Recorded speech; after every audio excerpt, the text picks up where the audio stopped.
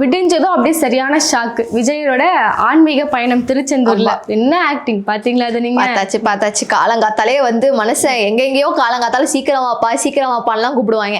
அங்கெல்லாம் போகாம மனுஷன் இன்னைக்குன்னு பார்த்து ரொம்ப பயபக்தியா காலங்காத்தால எழுந்து எனக்கு முருகன் தரிசனம் வேணும் அப்படின்னு சொல்லிட்டு போயிட்டாப்ல. எதற்காக முருகனோட தரிசனம் வேணும்னு சொல்லி சில விஷயங்கள் சோசியல் மீடியால பேசுறாங்க. நம்ம பேசக்கூட நம்ம நாகரிகமா பேசுவோம், கண்டிப்பா அத மக்களுக்கு தெரியும். ஆனா பாத்தீங்கன்னா 4 மணிக்கு ஒரு மனுஷன் எழுந்து போறாரு. இது வரைக்கும் மேல ஒரு கம்ப்ளைண்ட் எப்படி சீக்கிரம்லாம் எஞ்சிக்க மாட்டாரு.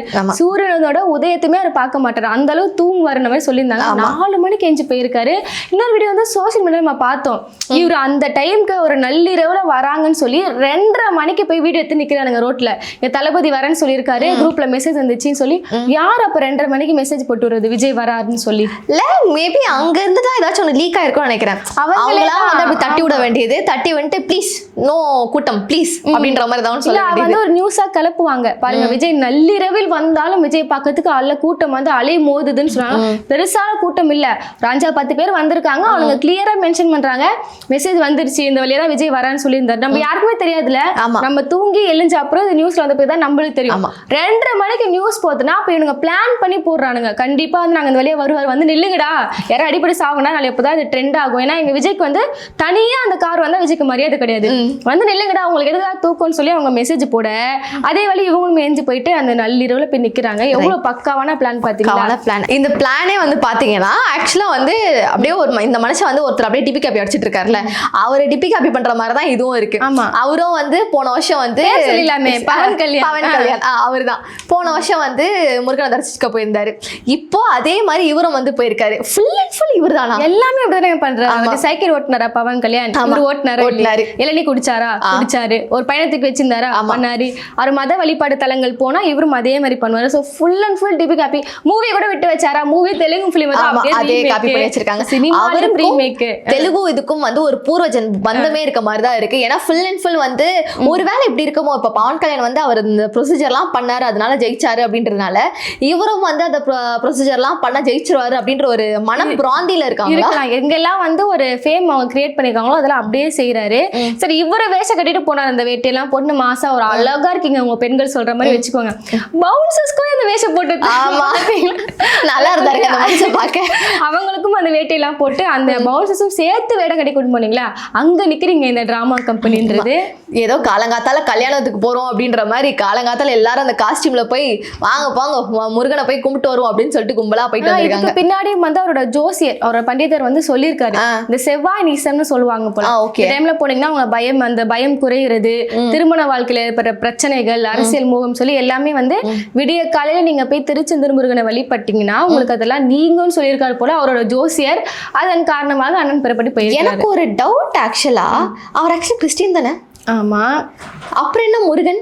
இல்ல, அதுதான் அவரோட பண்டிதர். எல்லாம் மட்டும் அவரோட மேல இடத்துல இருந்து வந்த ஆர்டர் படி ஒரு சர்ச்சுக்கு போனார். சோ அங்க கிறிஸ்டியானிட்டி ஓட்டு வாங்கறதுக்காக போனாரு. இப்ப மீதி இருக்க ஹிந்துஸ் வந்து போயிடக்கூடாது திமுக சைடு. சோ அவங்களையும் கவர்ந்து இழுக்கிறேன்னு சொல்லிட்டு, ஆனா இது எலெக்ஷன் முன்னாடி நடந்ததான் இப்படி பேசிருக்கலாம். எலெக்ஷன் அப்புறமா நடக்குதுன்னா அவரோட பக்காவே ஜோசியா பேசுவாருங்க. அவரு ஜோசியக்காரன் வந்து என்ன சொல்றாரோ அதை அப்படியே கேட்பாரு. ஒரு பிரச்சாரத்துல பேச வச்சுக்கோங்களேன், அவங்க என்ன டைமிங்க்கு பேசணும்னு சொல்லிட்டு ஜோசியக்காரர் சொல்லுவாரு, நீங்க 12 மணிக்கு தான் நீங்க பேசணும், அப்பதான் உங்க அரசியல் வாழ்க்கை உச்சத்தை ஏற்படும். அதனாலதான் டைமிங் எல்லாம் ஒரே கச்சா முச்சாவா இருக்கு. எல்லாமே டைமிங். கரூர் பிரச்சாரம் கூட எல்லாமே முதற்கொண்டு அவங்க பண்டிதர் வந்து அவர் குறிச்சு தருவாராம். அதை கேட்டுதான் அவர் பண்ணுவார் போல. இப்ப நீங்க எலெக்ஷன் முன்னாடி இருந்தாங்க அப்படி பேசிட்டு போய் எலெக்ஷனுக்கு அப்புறம்ன்றதால அவரு சொல்லியிருக்காரு, நீங்க செவ்வாய்க்கிழமை போனீங்கன்னா உங்க திருமண வாழ்க்கையில இருக்கிற பிரச்சனை நீங்க நம்ம முருகரை எதுக்கு தரிசி. அப்புறம் எப்படிங்க இப்ப அந்த பண்டிதர் வந்து இப்போ ஜனநாயகன் படம் வந்து May 8 ரிலீஸ் ஆகும் அப்படி தட்டி விட்டாராமா, அதை பார்த்தா இன்னொருத்தவங்களா பேசிட்டு இருக்காங்க. ஒரு பொருளை கிளப்புறாங்க. ஜனநாயகன் வந்து ரிலீஸ் ஆக போகுது 8ஆம் தேதின்னு சொல்லி ரிவைசிங் கமிட்டி இது பார்த்தாங்களா நேத்து? இல்ல, ஆக்சுவலா வந்து May 8 ரிலீஸ் ஆக போகுது அப்படின்ற மாதிரிலாம் நிறைய பொருளை கிளப்பிட்டு இருந்தாங்க. அது என்னன்னு பார்த்தா, ஏன்னா ரிவிஷன் கமிட்டி வந்து படம் பாக்குறாங்க அப்படின்னு சொல்லிட்டு. ஆக்சுவலா படம் பாக்குறதுன்னு இல்லை, நம்ம ஆல்ரெடி சொன்ன மாதிரி தான் அந்த படத்தை வந்து ஆல்ரெடி பார்த்தாச்சு, அவங்க சாங்ஷன் பண்ணாச்சு. அதுக்கப்புறம் எலெக்ஷன் கமிஷன் முடிவு பண்ண வேண்டியது, அதனால தான் படம் ரிலீஸ் ஆகல. ஆக்சுவலா அது வந்து சர்டிஃபிகேஷன் வரணும். அந்த சர்டிஃபிகேஷன் வந்து வராம அதே வந்து அவங்க தட்டி கழிச்சிட்டாங்க. எந்த ஒரு எக்ஸ்பிளனேஷனும் கொடுக்காம CBFC தட்டி கழிச்சிட்டாங்க. இப்ப என்ன டேட் சொன்னீங்க? May 8 நான் சொன்னீங்க. May 8 வந்து ரிலீஸ் அப்படின்னு வந்து ஒரு பொருள் பொருளையை கிளப்பியிருந்தாங்க. அதாவது ஏப்ரல் 27ஆம் தேதி வந்து அவங்க சர்டிபிகேஷன் கொடுக்கணும், ஆனா வந்து அவங்க கொடுக்காம விட்டுருக்காங்க. அதனால எப்படி அந்த மே 8ன்ற ஒரு டேட் வந்துச்சுன்னே எனக்கு ஏன் தெரியல. அந்த டேட்னா இது கொஞ்ச நாள் முன்னாடி கூட விஜய் மே 8 பதவி ஏற்க போகிறான்னு சொல்லி இதே நியூஸ் தான் கிளப்புறானுங்க. இந்த அமைச்சரவை பட்டியல் வெளியாச்சுல, காமெடியா தானே ரோஸ்ட் பண்ணிக்கிற மாதிரி. ஆமா. அதே மாதிரி மே 8ஆம் தேதி எங்க அண்ணன் பதவி ஏற்க மே போறேன். 8ல ஏதாச்சும் ஒண்ணு இருக்கா? அதுதான் எனக்கு தெரியல. இந்த ஜோசியக்காரர் அப்படி எதனா சொல்லிட்டாரா? மே 4ல தான் ஒரு விஷயம் இருக்கு, அதை வச்சு நம்ம எல்லாம் கிளிகிளியும் கிழிச்சிட்டாங்க எல்லாருமே. சோ மே 8ல வேற என்ன ஸ்பெஷல்? ஐயோ, இப்போ ஒரு போஸ்டர் ட்ரெண்ட் ஆயிட்டு இருக்கு பாத்தீங்களா? விஜய் வந்து வினோதமான ஒரு ஸ்டைல்ல வந்து பதவி ஏற்க போகிறார். அந்த போஸ்டர் பாத்தீங்களா? எனக்கே அது சிரிப்பா இருந்துச்சு. பதவி ஏற்பு விழா அப்படின்னு சொல்லிட்டு வந்து அதுக்கு அனிருத்தோட பாடலாம், திரிஷாவோட வந்து ஆடலாம் அப்படின்ற மாதிரி லிஸ்ட் வச்சு அது ஒரு சஞ்சயோட குட்டி டான்ஸ், டான்ஸ், அப்புறம் பாட்டு, வேற ஏதோ லாஸ்ட்ல ஏதோ போட்டிருந்தாங்க. அதுக்கு மேல ஜூம் பண்ண முடியல, ஒரே இதுவா இருந்துச்சு. தூத்துக்குடி எம்எல்ஏ ஸ்ரீநாத் அவரோட காமெடி நிகழ்ச்சி, ஓ அவர் ஃப்ரெண்ட் ஸ்ரீதர் இருந்தார்ல, அவரை வந்து கூப்பிட்டு வச்சு ஒரு காமெடி நிகழ்ச்சி.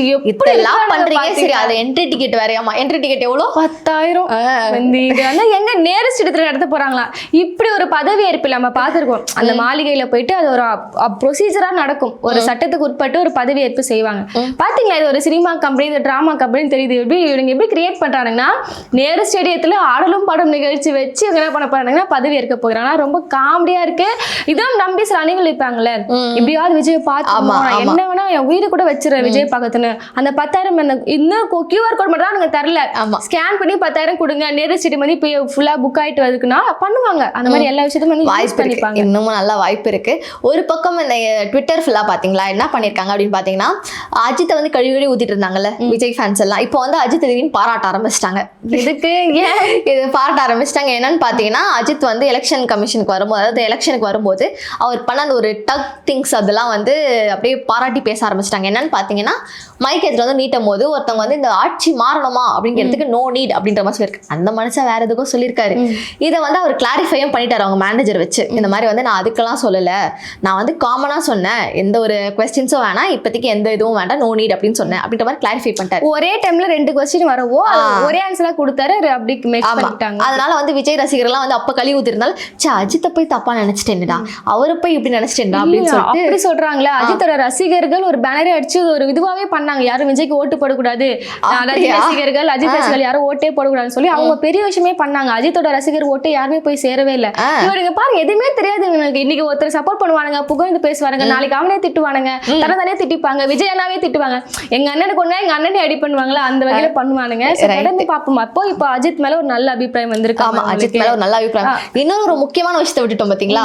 என்ன இன்னைக்கு ஒரு ரொம்ப ரொம்ப அப்படியே ஆரவாரமா போயிட்டு இருந்த ஒரு விஷயம் என்ன, இந்த எலெக்ஷன்ல வந்து அந்த எலெக்ஷன் பூத் எல்லாம் வைப்பாங்கல்ல, டோட்டலா வந்து எலெக்ஷன் பூத் முடிச்சுட்டு அந்த எலெக்ஷனோட பெட்டி எல்லாம் திருப்பி வைப்பாங்க. சோ அந்த மாதிரி அண்ணா யூனிவர்சிட்டியில போய் வச்சிட்டு இருக்கும் போது அதோட செக்யூரிட்டி, அந்த சிசிடிவி, அந்த இது பாத்தீங்களா, அந்த அண்ணா யூனிவர்சிட்டி இஷ்யூவா, அதாவது ஜனநாயகத்திற்கு பிரச்சனை, ஜனநாயகம் வந்ததால் ஜனநாயகத்துக்கே பிரச்சனை, ஜனநாயகத்தாலே பிரச்சனைன்ற மாதிரி அந்த படத்தை உட்காந்து அந்த யாரு தாவேக்கு ஆதரவாளர், அதாவது அந்த பூத்தை வந்து இங்க கண்காணிச்சுக்கோங்கன்னு சொல்லி அந்த வேலையை கொடுத்துருக்காங்க. இவர் என்ன பண்ணிக்காரு, அந்த இடத்துல உட்காந்துட்டு ஜனநாயகன் படம் அது பாக்குறதே தப்புதான், படமே தப்புதான், இவர் உட்காந்து இதை இல்லீகலா பார்த்து வீடியோ எடுத்து மாசா போட்டாரு. எந்த இடத்துல போய் பாத்துருக்காரு எலெக்ஷன் கமிஷன்ல அந்த டியூட்டில இருக்கிற இடத்துல போய் நீங்க போட்டீங்கன்னா அது எவ்வளவு தவறான சிசிடிவி கேமரா பாக்கும். நீங்களே அந்த ஒரு பொறுப்புல தான் இருக்கீங்க. சிசிடிவி கேமரா இவரே எடுத்து போஸ்ட் பண்றாரு அவரோட பர்சனல் அக்கவுண்ட்ல. பாருங்க நம்பி பார்த்தாருங்க தளபதி படத்தை பாக்குறேன்னு சொல்லி இவரு போஸ்ட் பண்ணி ஆல்ரெடி சொல்லிட்டாங்க, அந்த படத்தை பார்த்தா இந்த மாதிரி சில இஷ்யூஸ் எல்லாம் இருக்கு, பார்க்க கூடாது, இந்த பெனால்டி இருக்கு, அதுக்கப்புறம் அரெஸ்ட் பண்ணுவோம், இந்த மாதிரி இஷ்யூஸ் எல்லாம் போயிட்டு இருக்கு.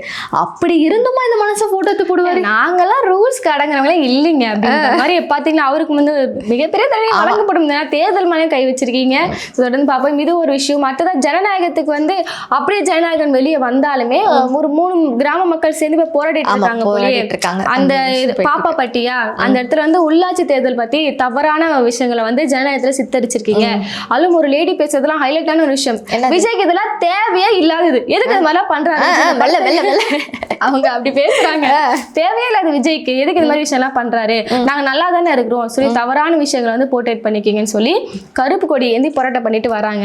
இவங்க என்னதான் சென்சர் கொடுத்தாலும் இவங்க ஒரு சைடு போராட்டம் நடந்துட்டு இருக்கு, விஜயோட படம் அதெல்லாம் வெளிய பெருசா வருமா? கண்டுக்க மாட்டாங்க. அது சர்டிபிகேஷன் வந்துச்சுன்னா படம் ரிலீஸ் பண்ணிடுவாங்க. ஆனா அந்த படம் ரிலீஸ் ஆன பிறகு எத்தனை பேர் போய் பார்ப்பாங்க, அது வசூல் தட்டுமா தட்டாதா அப்படின்ற ஒரு கேள்விதான் இருக்கும். அந்த படம் வெளியே வருதோ இல்லையோ, இவரோட படம் இன்னைக்கு வெளியே வந்துருச்சு.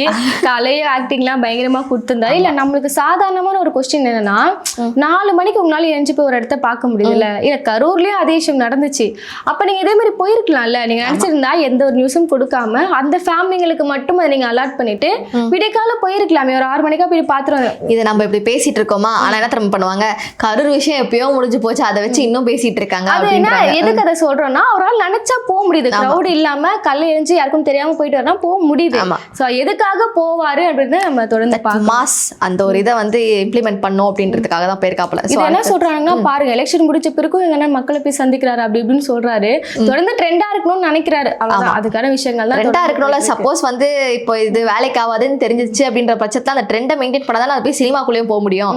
அந்த ஒரு இதெல்லாம் இருக்குல்ல. தொடர்ந்து இப்போ வந்து கோவில் போயிட்டாரு, நெக்ஸ்ட் தர்கா போவாரா, அதுவும் ஒரு இன்னொரு கொஸ்டின் மார்க். அந்த ஆக்டிங் என்னைக்கு வெளியே வரப்போகுதுன்னு தெரியல. அதுக்கும் அந்த ஜோசியார் வந்து ஒரு நல்ல தேதியா குறிச்சு கொடுங்க, எலெக்ஷன் முன்னாடியா இருக்கட்டும். ஸோ தொடர்ந்து பார்ப்போம், காத்திருந்து பார்க்கலாம்.